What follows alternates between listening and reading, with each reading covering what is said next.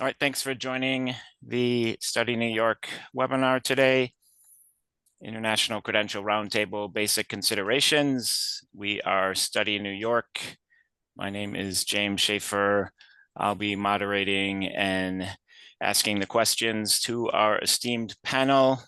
Study New York is a study consortia that promotes New York State member institutions. We welcome friends who might be joining us from Study New Jersey, Study Pennsylvania, and even Study Wisconsin. And we all know we're in this industry that brings in $44 billion a year to the US. We are #1 in the world in international higher education, and we're going to keep it that way. So today we've got a great professional development webinar, and I will let Jennifer take it away. Thank you so much, Jim. Could you go to the next slide for me? Thank you. So our agenda for today is a little bit ambitious.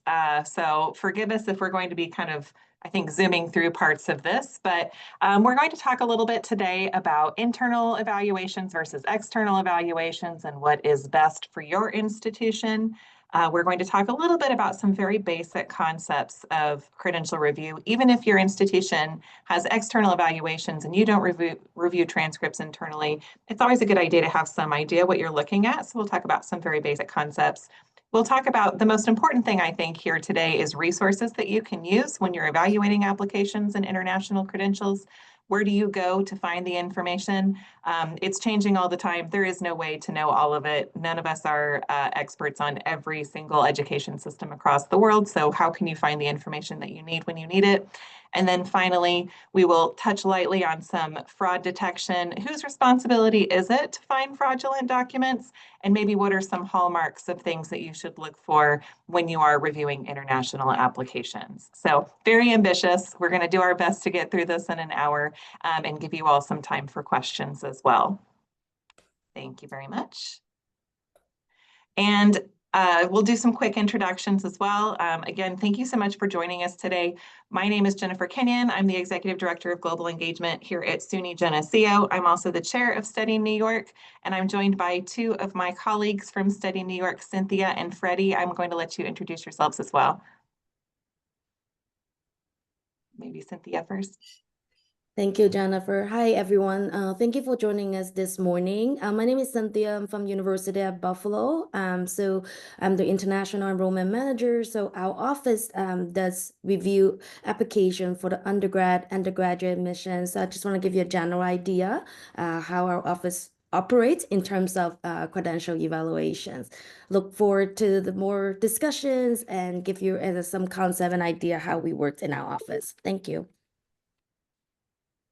Hi, everyone. Welcome to today's session. My name is Freddy Cicchetti. I'm the Director of International Admissions at Long Island University. Like Cynthia, we do most of our evaluations in-house at the graduate and the undergraduate level. So always super interesting to talk about credential evaluating. So excited for this session, and hopefully it's valuable for everyone. All right, let me run a poll as we go into Cynthia's let me run a poll as we go into Cynthia's talk about internal versus external. So let's pull that up here. And here we are. So please let us know, how does your institution handle credential evaluations? I might have to check other for my institution because undergrad and grad does it a little differently. Touro College of Pharmacy does it a little differently. So I believe I'm other. Some of us are accepted from NACCE's members only. One takes only WES, and undergrad is different than grad. So that might be where you check if you are other like me. So, and this is going to lead into Cynthia talking about internal versus external. So let's give you 18 more seconds to answer the poll, then we'll end the poll and see what we get.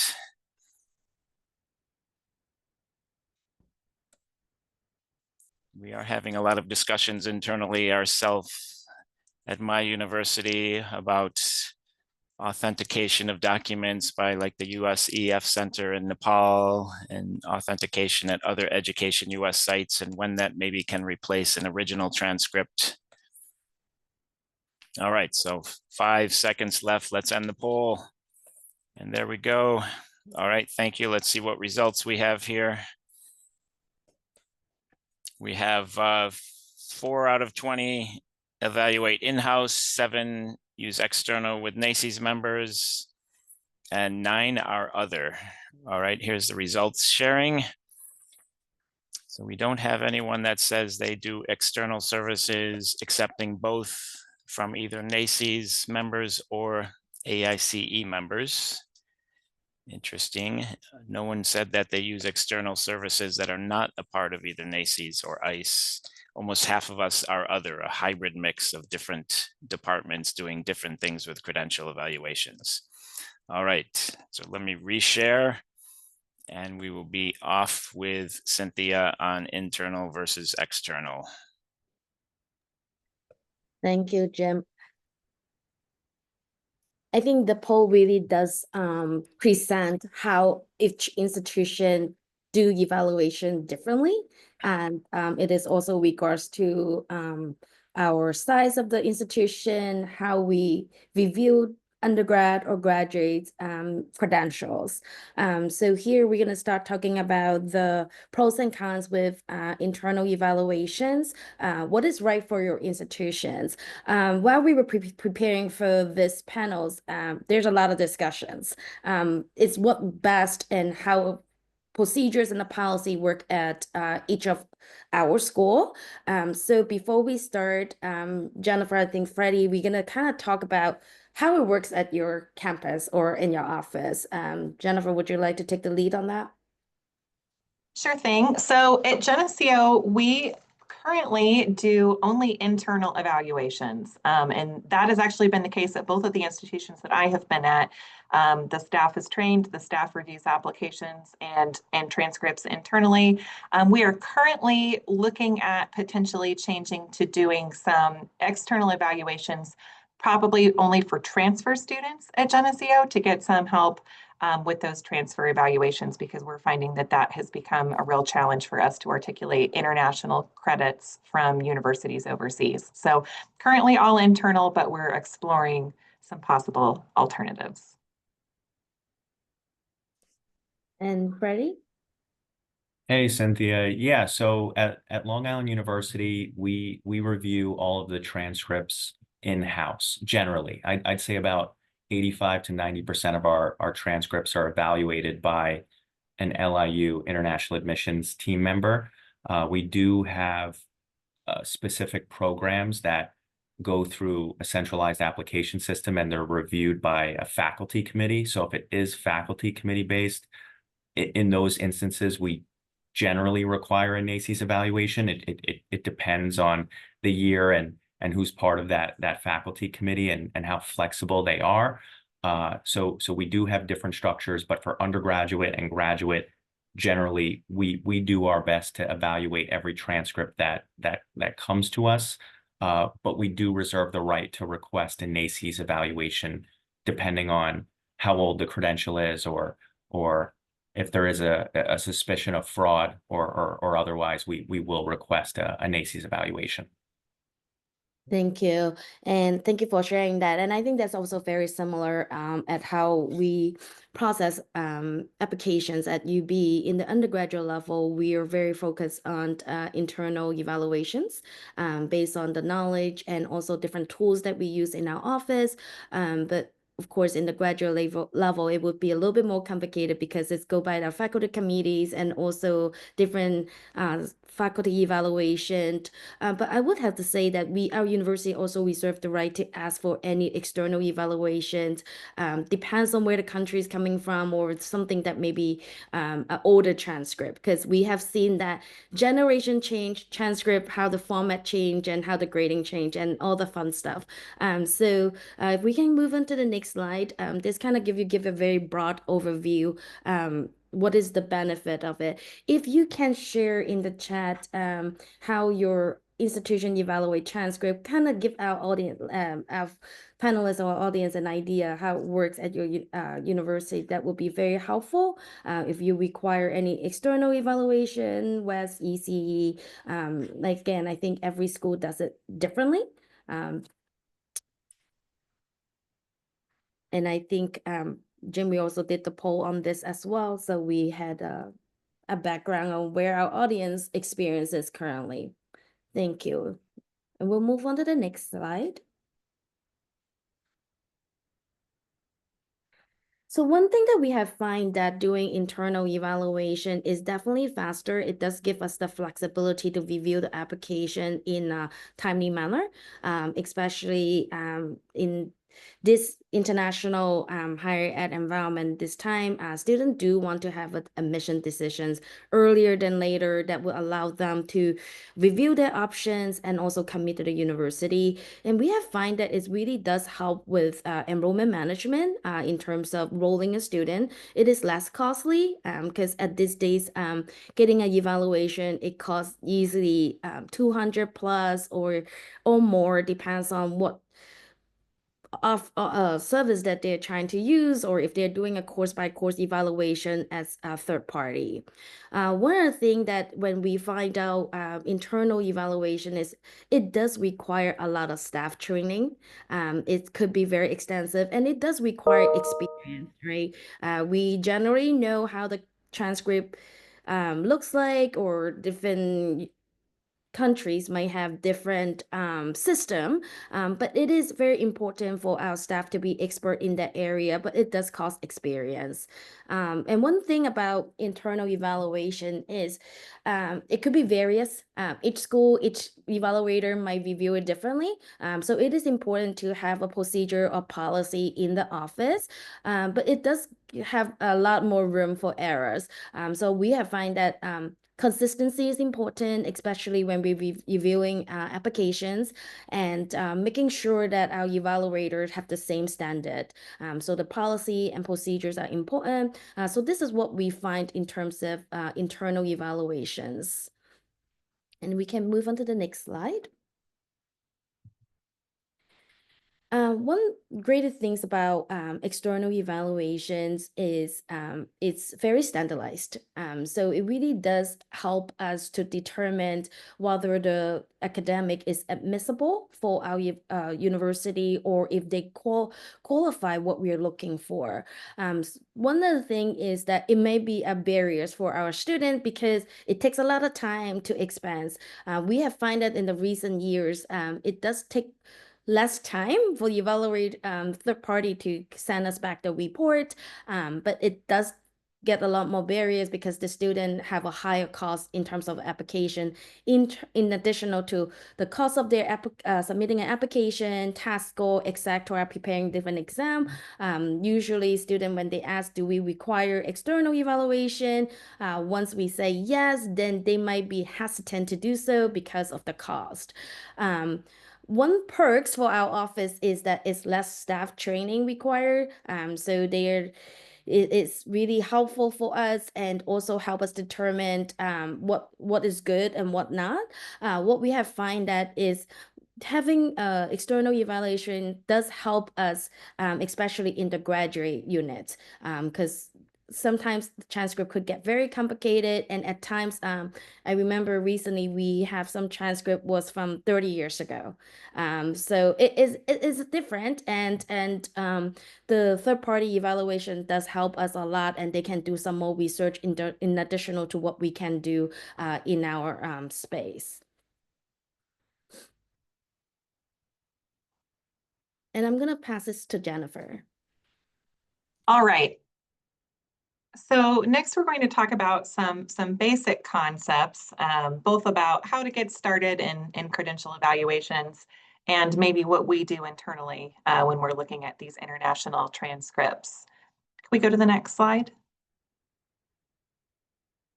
So the very first thing in getting started is training staff. And I'm wondering if I can ask my colleagues where you all first learned how to evaluate international credentials. Did you learn from a colleague, or did you go to a training somewhere? I know personally I did the international credential evaluation workshop through NAFSA very early on in my career. I also did a weekend training with Wes, which was an in-person training, but this was many, many years ago. And I don't actually think that Wes still does those in-person trainings, but that's how I have first learned. So Freddie, where did you first learn how to review international credentials? Yeah, Jennifer, I learned from my former director.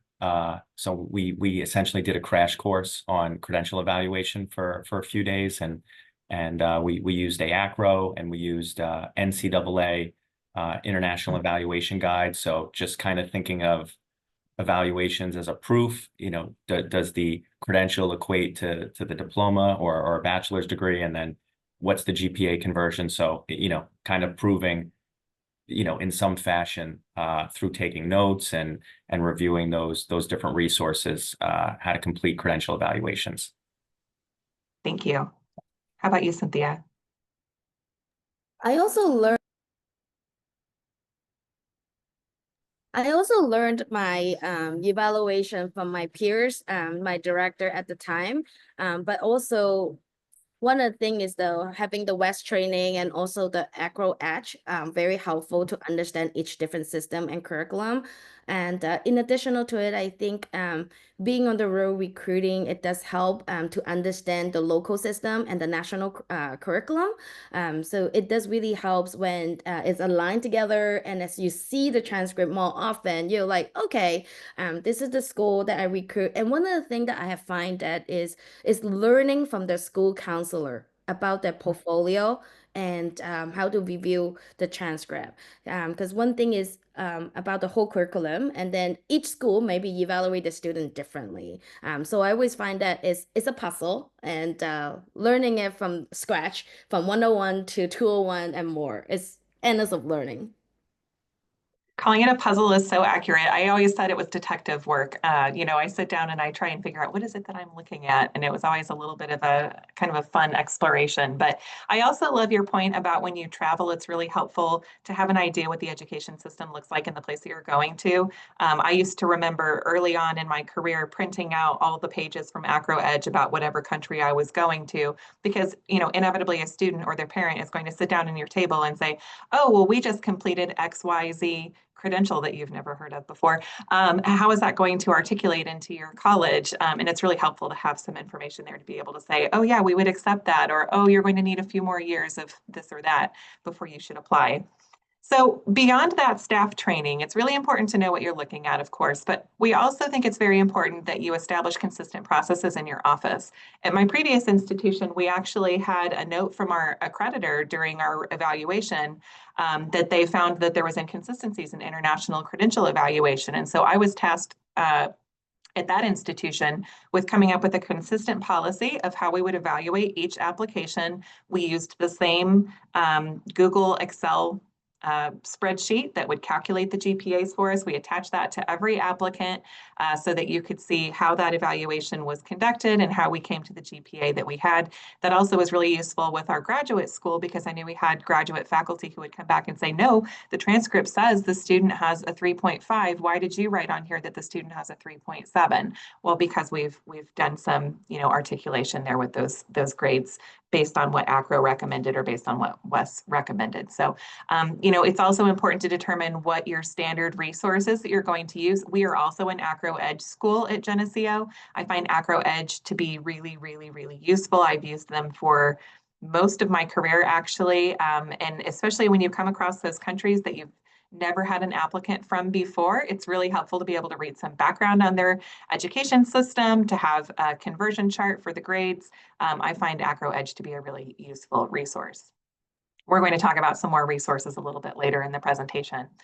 So when I have an evaluation to conduct, the first thing I do is look at what materials I've received. Do I have all of the required materials to move forward? You do need to consider, is this a country where a student needs to complete a graduation exam or some kind of a state standardized exam to be considered a high school graduate?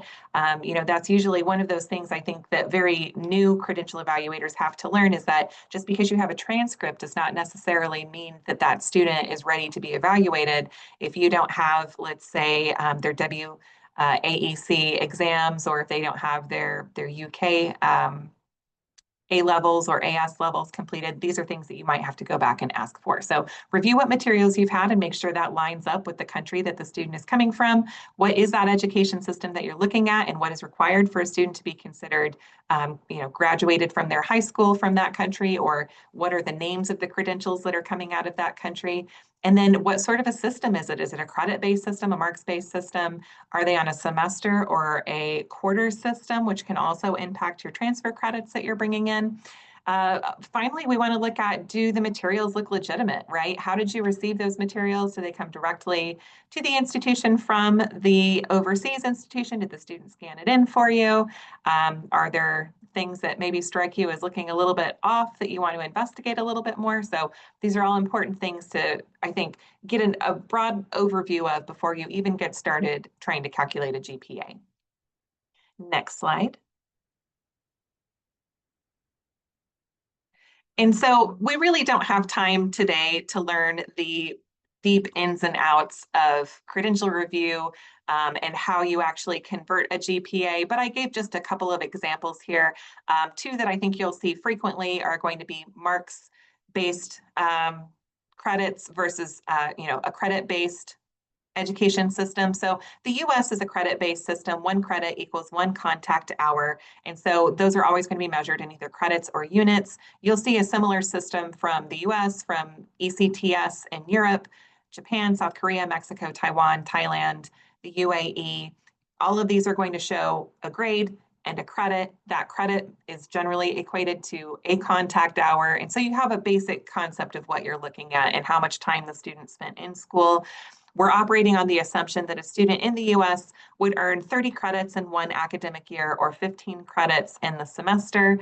And so then we take our foreign credits, we do some algebra, and we put that foreign credit over however many, whatever the highest level GPA that can be, and then X over 4.0 for the US credit. So we have to do a little bit of algebra. We have to remember some of our basic math sometimes to do some of these easier credit evaluations.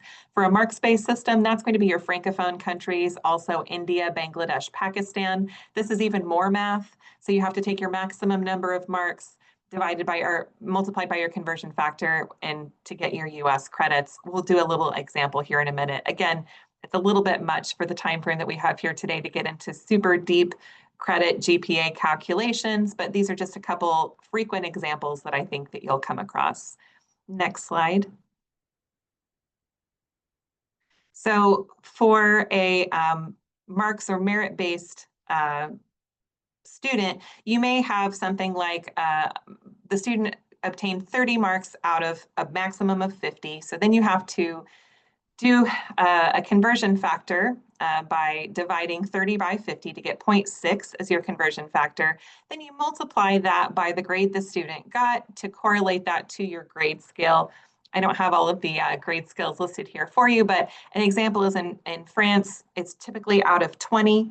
In India, you'll see maybe a theory course is out of 50 or out of 100. So then you have to take the mark that the student received, divide it by that 50 or 100 to get the actual score they got in the class. Then you correlate that score with your GPA scale of, let's say, 70 to 100 is an A, maybe 50 to 70 is a B. So that's how you're going to find your grades. Then you can go ahead and start your actual GPA calculation. Credit-based, I think, is a little bit easier because you're almost always going to be starting with the assumption that, again, in the US, we're having 30 credits in an academic year. So let's say a student has 100 credits from one of these credit-based systems overseas, let's say Japan. They spent 2 years in Japan. They've earned 100 credits in that amount. This isn't right. Actually, Japan is not going to give you 100 credits in 2 years. This is just an example. But then let's say you would then say that in 2 years, a student would have earned 60 credits in the US. So you'll convert 100 over 60 to give you, again, a conversion factor of 0.6 to multiply that by the number of credits the student received to see that, again, the student would probably have had 60 credits. So you would then have to go through and convert all of those credits that the student has earned to give them the accurate amount of what it would be in the US. So you'll see sometimes a student will come in with a transcript and it will show that every class they took was 20 credits. Obviously, that class would not have been a 20 credit class in the US, so you've got to convert that down to give them an equivalent of what they would have earned in the US before you can do any kind of transfer credits for that student. A little bit complicated for this time frame that we're talking about, but I'm happy to chat with somebody afterwards. My recommendation here is that NAFSA does an amazing course on credential evaluation. I'm part of the trainer corps. I teach that class sometimes, so I can tell you firsthand, I took it myself almost 20 years ago, but it's a really great class. And if you really want to learn the ins and outs of all of these different systems, I think that is a great way to do it. So next slide. So some other things you might see outcome-based in the UK, that's like your A levels or AS levels, and those are typically going to be things like modules and big sections of courses. You might also find hours-based systems. That's going to be like Russia, Ukraine, most of the stands, Tajikistan, those countries all use some kind of an hours-based system. These are quite a bit more complicated and are not something that we're going to be able to get through in this time frame that we have today. But for some examples, the UK has a lot of exams and credentials that are offered by different organizations like Pearson and Cambridge. So again, it's really helpful to have something like AACRAO Edge that can tell you, oh yeah, a B.Tech from Cambridge equals this thing. Russia also doesn't sometimes post grades for elective courses. They only post grades for core and major courses on their transcripts. So you may get a transcript from Russia. It has a very long list of classes on it, and most of them don't have any credits or grades posted next to them. And that's very confusing if you've never seen that before. So again, this is a place where I think a resource like AACRAO Edge is really useful to help you understand what it is you're looking for and why some of those grades and credits don't look like what you would expect them to. So we recommend that your institution set some policies about these kinds of documents. And once you make a determination about how you evaluate from certain countries, again, like once you see that Russian transcript for the first time and you make a decision about that, put that someplace so that you have a consistent policy. And the next time you have a transcript from Russia, you evaluate that the same way. So the most important thing is that you're consistent. You can make the institutional decisions that you need to make, but be sure that you're consistent about that for future evaluations. And let's see, I think now we are moving on to Freddy and resources. Thanks, Jennifer. Hey, everyone. So yeah, I think the resources and training workshops that you can consider, especially if you're an institution that is currently only accepting credential evaluation companies like WES and any other NACES companies. If you're an institution like that and you're considering, well, does our office want to invest further in training and development and potentially transition to doing our own house evaluations? And there's a lot of pluses to doing that. There are specific students that they will be more unwilling, as I think Cynthia had mentioned, to paying the price of getting an evaluation. You may not be an institution that they'll consider applying to because they know that there's that potential barrier that they would need to pay for a credential evaluation. So you could potentially open up your pipeline by training your team and considering doing your evaluations in-house. And as I mentioned at the beginning, you can't always do every credential evaluation in-house because of how old an evaluation might be or a credential might be. So a student may have graduated from a university 20 years ago, and you may not be in a position to run that evaluation, or if there's a suspicion of fraud with a particular document, or you're just kind of pulling your hair out to run an evaluation for a particular set of transcripts, and for whatever reason you're not able to create a proof that transcript is equivalent to your requirements, you may reserve the right to request a NACES evaluation. But looking at some of the workshops that we posted here, as Jennifer mentioned, NAFSA does a number of different workshops. The one that I've identified that would be a very good one is Essentials of International Credential Evaluation. It's quite comprehensive. There's different courses. They're online, and they're offered, I think, asynchronous in certain situations, so you can take them at your own speed. The one that I've personally done is the AACRAO International Series. I've found it to be very helpful. I will say, really do your research on what the workshop entails. I can give you an example with the AACRAO, the one that was upcoming that we registered for, myself and our team members, and this was at a prior institution. It was very focused on European credentials and transfer credit evaluating, which at that time, our policy was that you did need to submit a NACES evaluation if you did want to receive transfer credit. So just consider what your goals are in terms of what country that you're looking to gain expertise on, or what region you're looking to gain expertise on, and what are the outcomes of those workshops. But I think they're really valuable, and I definitely recommend these two, and I think there are others as well. So yeah, and we can go to the next slide. Yeah, and just some databases that you can start with. You really could be self-taught in credential evaluation if you're really curious, or you have some members on the team who can do some cross-training. And if you're thinking about broadening your databases, or looking at changing your databases, or just looking at restructuring it anyway, or looking at adding resources, as Jennifer mentioned, AACRAO Edge, I believe it to be the gold standard in terms of credential evaluating. It has so much information. It's super user friendly, and you're really able to conduct credential evaluations pretty seamlessly by using AACRAO Edge and creating those proofs. NCAA Guide to International Academic Standards. In our office, we start with Edge, and if we do want to look at different databases to kind of cross-reference what we believe the GPA conversion will be, or the credential evaluation will be, we'll go to NCAA Guide as kind of a secondary resource.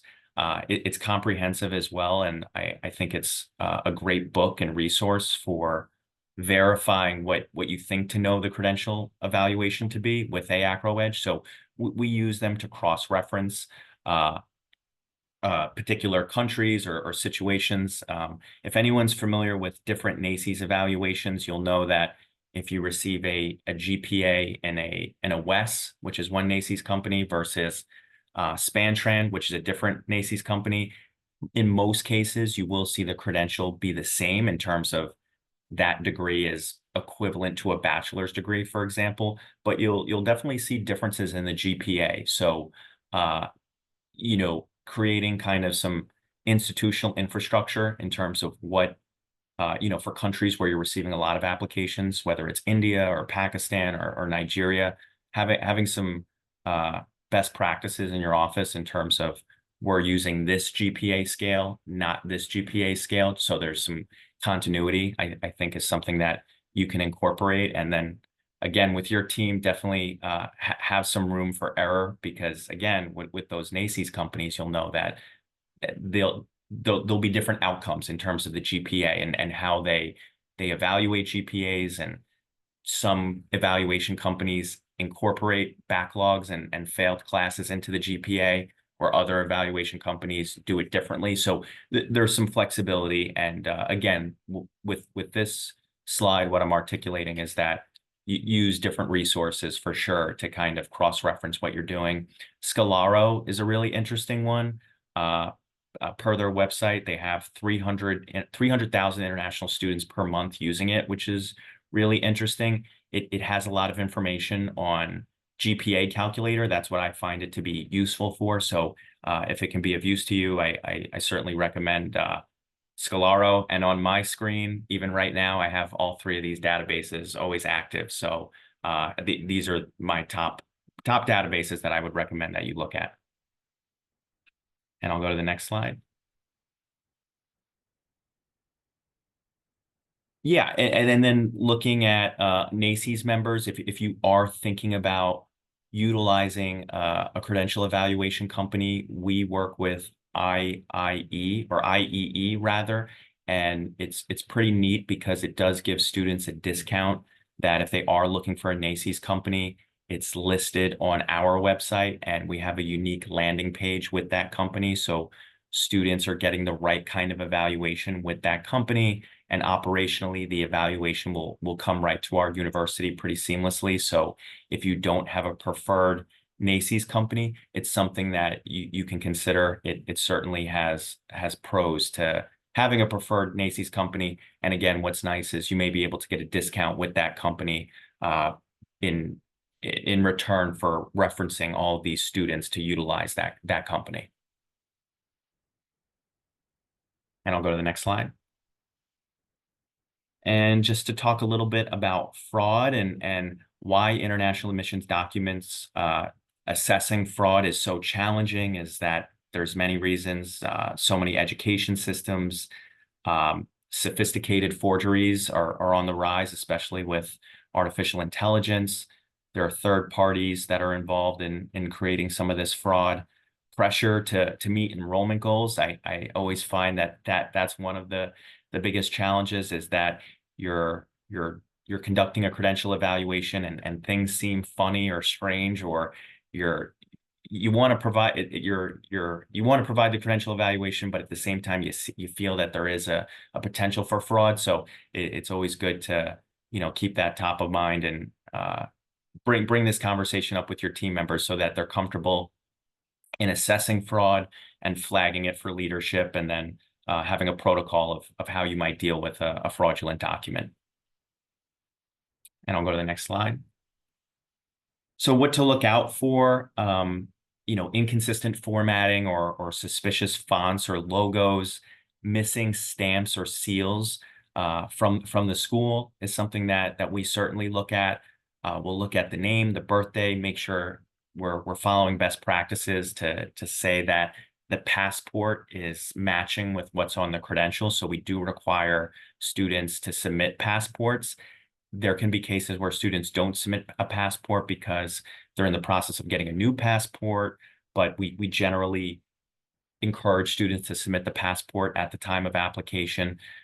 We definitely look at unrealistic timelines based on the student's date of birth and when they graduated from high school or when they graduated from their bachelor's degree. So those are some of the things that we will look at to get a first glance if it's a potential fraudulent document. And I'll go to the next slide.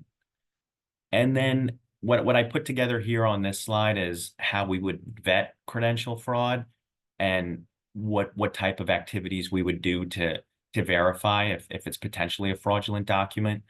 First, we would look at unusual grading systems, inconsistent dates, missing contact information, suspicious formatting. So we're looking for those red flags, especially that inconsistency in dates. I find to be a key one to look at.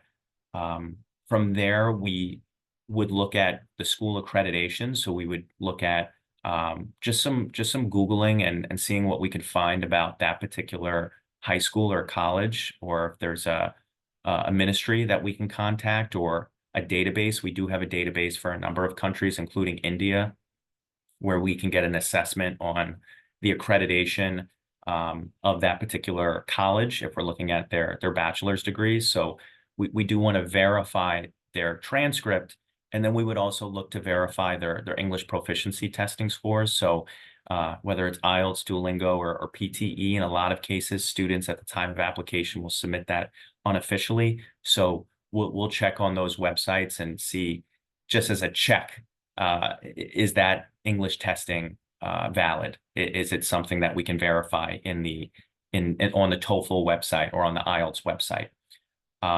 From there, we would look at if we can't establish that this document isn't fraudulent, or we're not sure, there's a high suspicion of fraud, we would recommend that the student submit a NACCES credential evaluation. So that's our backup. Apologies, I realize that I just numbered them all as number one. It should be 1, 2, 3, 4.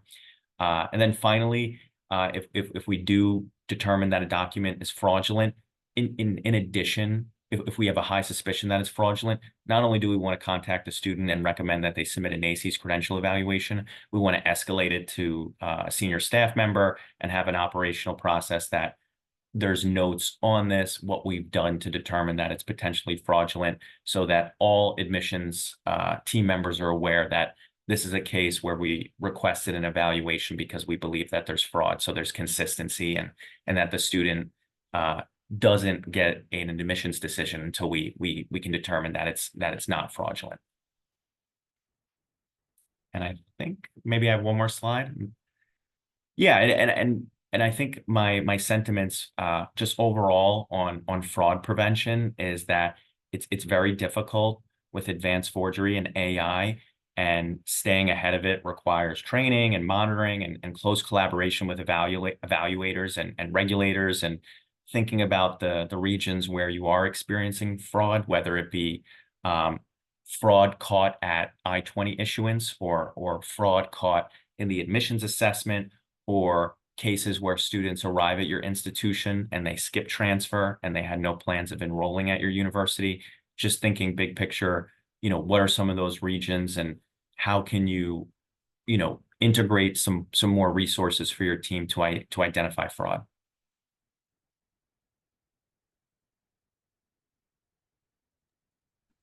All right. Thank you, Freddie. Thank you, Cynthia, and thank you, Jennifer. So now feel free, everybody, to put your questions in the Q&A or to raise your hand. Feel free to change your name to just your first name if you do raise your hand and you'd like only your first name shared. I'm going to go look and start asking some of the Q&A questions to the panel.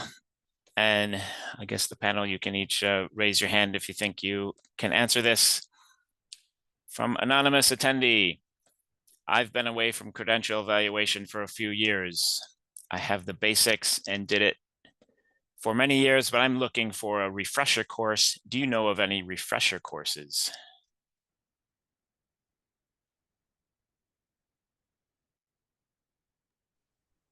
I would say that the NAFSA course is a little bit more of an in-depth option. And so that's typically a, several day course that you might be taking.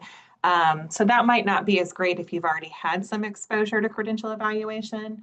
I'm thinking that you periodically can do, I know at some of the meetings, like annual NAFSA regional meetings and things like that, they have some more abridged options. I've also seen more virtual type of courses recently. I don't know, Cynthia or Freddie, have either of the courses that you've done like through AACRAO, have any of those been for folks who already have some basic knowledge?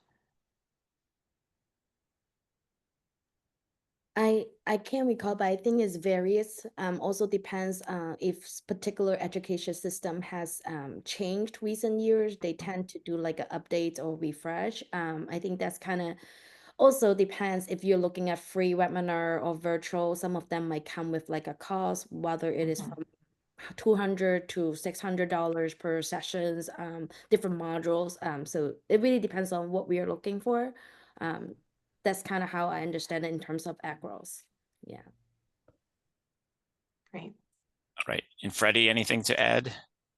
Yeah, I would add that I think AACRAO has, as I mentioned, it's a 6-part series, and they do have specific country evaluations. So if you're looking at, many institutions have many Indian applications. So if you're looking at gaining more valuable expertise in a particular country like India, you can look at what the AACRAO offerings are. The series is called the International Series.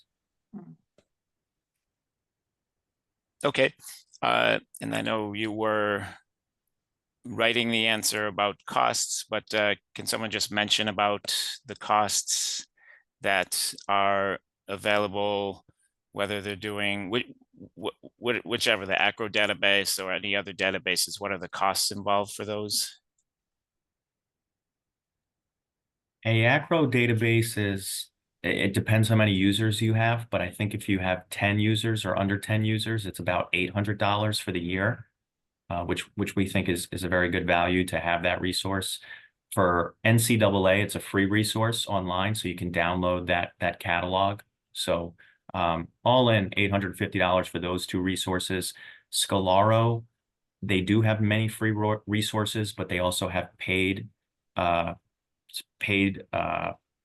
resources as well, as far as doing GPA conversions. So depending on how much you're using that resource and you can consider paying for Scalaro. We do not pay for Scalaro. We only pay for AACRAO. Okay. It's the same at our institution. We pay for the Edge subscription, and we share that license between the international office, the admissions office, the registrar's office. So like various people across campus use those different licenses. So it's useful to be able to have multiple licenses for your institution. Okay, and I'm going to make an admission that I have closed my window accidentally, which had questions from our attendees in advance. So please raise your hand if you did ask a question in advance. I apologize, I just accidentally closed that window. But you can raise your hand and ask your question live to our esteemed panel. While we're waiting for some questions, I'm going to ask the panel, can you talk about things like document authentication by the USEF Center in Nepal, or authentication done by, say, the Ministry of Foreign Affairs in Pakistan? How powerful are those, and do they ever, or could they ever replace, say, a NACE's credential evaluation? Or could they replace somebody that's been required to bring an original transcript? Are you accepting the authentication by USEF, which is affiliated with Education USA? I haven't specifically sent a document to USEF, but I have sent messages to Education USA before to help with document authentication. I've also reached directly to the university if I have, let's say, a university transcript that looks maybe a little fishy or something about it doesn't look quite right. I've sent a message to the registrar's office to say, hi, I have an applicant from your institution. They sent us a transcript that shows they graduated on X date. Could you verify that that is accurate and that this was a student at your institution? And sometimes they'll ask you to send the transcript back to them and they'll double check it for you. More recently, I've noticed that if you do that to a university in Africa, they'll often write you back and say, yes, the fee is $27 or something like that to authenticate the transcript. So that might be an institutional conversation if you're willing to fork over $25 or $30 to have an institution in Africa verify a transcript for you. But that is an option if you have a transcript and you're not 100% sure and you don't think it's worth asking that student to go back and have a full evaluation done. It might be worth just sending that email to the institution. But those are two things I've done, is to write to Education USA when I have questions, or just directly to the institution to ask if they can verify a document for me. Okay, and Cynthia, perhaps anything? I will echo with what Jennifer had just mentioned too, is utilize REACT or Education USA, because they on the ground and they are familiar with the system, and they sometimes they can also confirm whether the university exists, or maybe they can direct with the delegates at that university as well. So we have found that being very helpful. At times, we also do ask for evaluation on the third party, because just to get a standardized certification, or to confirm the information is accurate. What we have found too, to add on notes, is each evaluators might have different opinions. So it really depends on what you're looking for to make sure when you ask that question for any evaluator, to just make sure whether you're asking for like a course by course evaluation or just to confirm whether it's authentic. Those are important questions to ask when we do that. Okay, anything to add, Freddy? Yeah, I think just in terms of what Jennifer mentioned about working with Education USA or the Ministry of Higher Education in that country, and identifying what countries or regions that you are potentially experiencing fraud, and taking action to have an additional resource to have verification processes in place. I think that's really important, and it can protect your university from getting a spike in applications from a particular region. So I think that's a really great practice. Yeah, and it is interesting because I know what I was told at the USEF in Nepal was that many schools will give just a single transcript. So it's important that the students can go to USEF Nepal and get that document authenticated in case they're applying to several schools. Interesting. All right, and I have another interesting question. Is SpanTran such an amazing name? My international admissions team at Turo just will not call it the evaluation center. It is SpanTran. I think that's the catchier name, but we know that it did actually try to officially change its name to the evaluation center. So you might hear those two going back and forth. But we do recommend, yeah, if you are using external credential evaluators, be in touch with them, because you can get a dedicated portal for your school for many of these credential evaluators with the evaluation company / SpanTran. It gives our students a $20 discount to do it through the portal. And I can go on a Sunday afternoon and check if a credential has come in to our protected version of the portal, where we can see what's come in from the evaluation company / SpanTran. I believe IFCS does it, ECE does it. So yeah, get in touch with them and get your portal for your school for those companies, and you might get your students a $20 discount or something similar. And still looking for questions. Please put your questions in the Q&A. I always find it interesting with Scalaro because they're everywhere. I see that they have someone who is the head of one of the NAFSA community groups, but they chose not to be a NACES member. I mean, are there schools out there that say we accept external credential evaluations from NACES members and Scalaro? I'm just wondering that if anybody can put that in the chat, or do you know of anybody that does it? And then on that, I don't know why they don't choose to be a NACES member. They probably just don't feel that they need to be a NACES member, but I know we often get agents that say, we work very closely with Scalaro, could you use Scalaro? So I know that they're very good with their marketing Scalaro, so they're not there. Do you have anything to say about Scalaro doing their credential evaluations? Jim, what I would say about something similar to that is that we do have some agents that, for particular universities, they provide their own credential evaluation for the university partner that they're working with. And it's very similar to a NACES credential evaluation in the way that it looks. And many of their team members formerly worked at NACES companies like Wes. And that's a service that those agents provide to institutions to expedite their application review process. So if it's compulsory that you have a NACES company, that you work with a NACES company, that wouldn't work for you. But there are agents that provide some of those services in a similar fashion to NACES companies to help you expedite. Okay. And then either anecdotally or based on data, do you ever wonder if it matters that a U.S. consulate official is looking at, say, a West evaluation versus an in-house evaluation from a school it's never heard of? I don't know that that specifically has ever had a major impact. Like I said, both institutions I've worked at over my career span have done internal evaluations.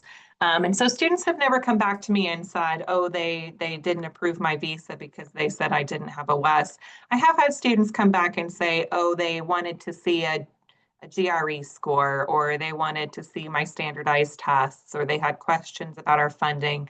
But I can't specifically recall a time where I had a comment from a student about their application being evaluated internally. You do hear, anecdotal strange things out of the consulates periodically. So I'm just filtering that out for the purpose of this conversation. I don't know if anyone else here has ever had that sort of comment, though. We haven't had that comment, but it's definitely something that, I guess, thinking about the whole process that we ought to consider, right? Because if you have very poor looking copies of transcripts, that's what that student will bring to the embassy inevitably. And we just had a conversation this week about a veteran DSO at our university couldn't make sense of a bank statement. And we said, well, if we can't make sense of the bank statement, then the embassy won't make sense of the bank statement. So yeah, thinking about that, I think is a consideration. All right, thank you. And we have a comment from James Pasquill of SUNY Global that yes, most NACES members are fairly expensive, and that's why some often do not want to work with them. And again, it's also a time issue. We know which members tend to be a little quicker. WES, I believe, tends to be a little more thorough and a little more slower. And excuse me if I'm wrong, allegedly, they're a little more thorough and a little more slower. It's also worthwhile be in touch with your reps at WES, at the evaluation company / SpanTran, IFCS, ECE, Scholaro, wherever, and find out where you have these rogue accounts with them and get that consolidated. So 2 years after we moved our campus, transcripts were showing up at our old campus, and we discovered that we had some accounts with them with some Touro schools that still had the old campus address. And it was a real problem when originals were being mailed to the old campus address and then sent back to the country. So do talk with your representatives at all the NACES companies, know what accounts you have, and know that the information is updated with that. So James Hall, Farmingdale. So Farmingdale does internal evaluations when possible using AACRAO Edge, along with prior West training and years of experience when possible. If not, a NACES evaluation is required and always required for transfer students with a course-by-course evaluation. And I know a lot of places where they're waiving NACES credential evaluations for straight admissions are requiring the credential evaluation if they're going to accept transfer credits. If anybody has a comment on that.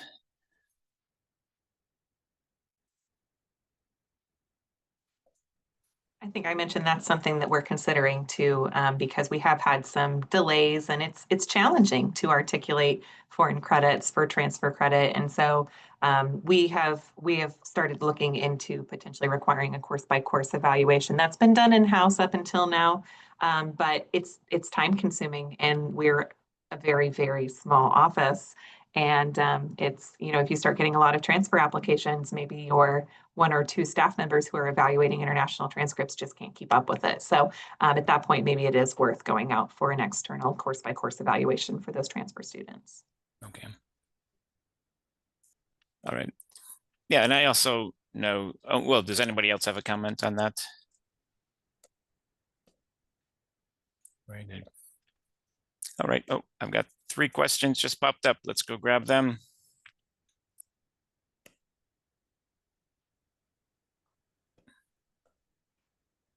Yes, and James is pointing out that the Farmingdale faculty are not equipped to evaluate the transcripts.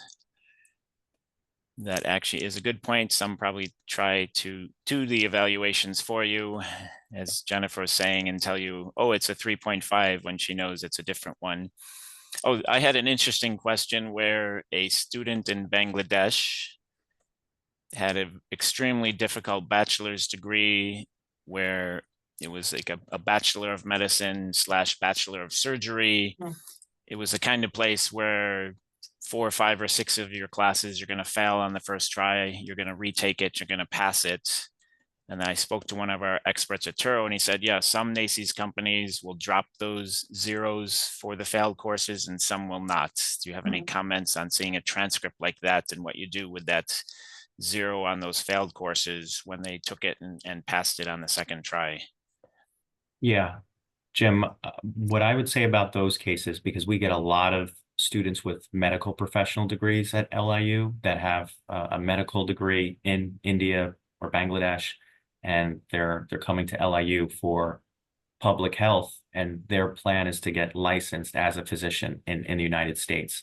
So the way that we overarching do those kinds of graduate assessments of your failed classes, as they call backlogs in the region, is that if you're coming from a professional degree program, we're mindful that you can't have as many backlogs as you would have in a 4-year degree program. So we have a certain GPA requirement, and then we have a certain amount of backlogs that you might be able to have to get admission into a particular program. And that's in line with how West does their credential evaluating, that they look at the 2 kind of as separate measurements in terms of how you would assess that credential, looking at their GPA, looking at their credential, what it's equivalent to a bachelor's degree or a medical professional degree, and then looking at how many backlogs or failed classes or reattempts that they have. So we look at it that way, but we do know that there are institutions that and evaluation companies that embed those failed classes into the GPA, which it can be a little bit more time consuming to do it that way. And I think to add to what Freddy points is always discuss with the medical school or the school, the graduate school committee, because it's reviewed by faculty, whether the dean of the department, did they decide how many backlogs, and setting up a standard that will be really helpful, especially for the admissions or the recruitment office, because it's hard to evaluate, and you will be continue receiving backlog transcript at one point. I'm sure we all receive those, and it is important to set a standard so then the student are aware of it. All right, and for the uninitiated, can you give an exact definition of backlog? Backlogs are typically going to be India and Bangladesh, maybe sometimes Pakistan, where you failed the course, because the courses are graded based on your final exam and your final exam only. So if you fail that final exam, you can take it as many times as you need to until you pass it.